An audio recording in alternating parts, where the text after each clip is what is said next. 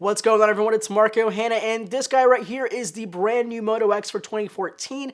And while I didn't do a full review here at PhoneDog.com, I do want to do some kind of update video, also a long-term review of this phone because it's still one of the best phones I've used in all of this year. So I know I'm really late, but let's go ahead and do the full review and update on the Moto X for 2014. Now let me go back to the last generation Moto X. That had a beautiful 4.7-inch display. It had a really interesting design, and people just ate that thing up like nothing because it was such a great phone, and it had super great specs, and somehow the battery life was amazing. Even though it was a dual-core processor, a 720p display, it was just a great, fantastic phone, and it ran near stock Android. This year, Motorola has gone a little bit more stock, which is kind of disappointing, but also it's good to see such a great design and build of their new Moto X. To sort of highlight the changes of the brand new Moto X, we have a beautiful 5.2-inch Super AMOLED display with 1920 by 1080 in terms of resolution, and we also have really great specs, including the Snapdragon 801 quad-core processor, clocked in at 2.5 GHz, 2 GB of RAM, and 16 or 32 GB of internal storage. Another big update to the Moto X this year is the build quality of the Moto X, now using aluminum and magnesium on the sides. It's probably the most solid phone I've used in all of 2014. Now, I'm still yet to get my hands on the Nexus 6, which is basically the Moto X just enlarged, and it says a lot of things because Google chose the Moto X design for their Nexus 6, and it's such a great design, and it's just super solid in the hands. Now, other updates to the Moto X this year includes a 13 megapixel camera on the back. The last generation Moto X had a 10 megapixel camera, and this one is pretty good, actually. The images are really sharp. They're definitely not the best images out of the Android OEMs. Obviously, that title still belongs to Samsung in my book, but it's still a very good camera for this phone,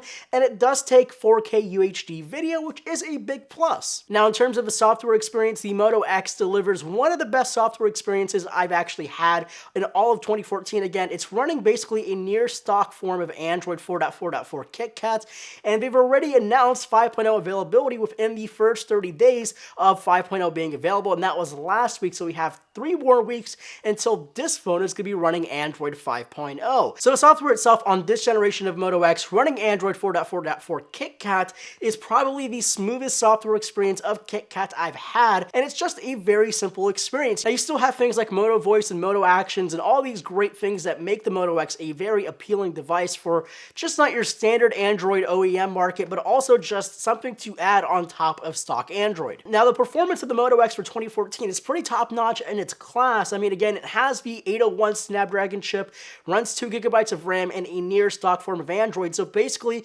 this is all you need to run Android efficiently, smoothly as you could ever want it to be.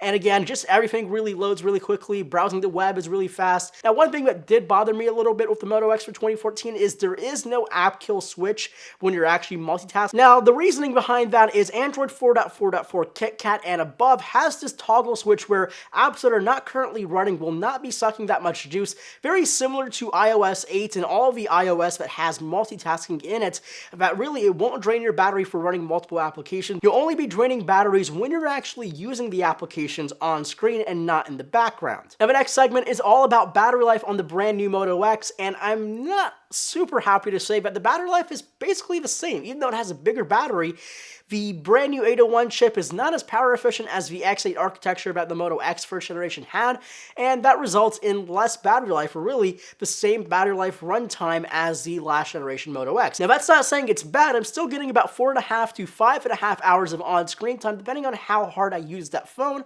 but generally, I get through a full entire day without having this thing die on me. Now, I know this video is rather short for a full review of a Moto X, which is why this is more of an update video on the Moto X.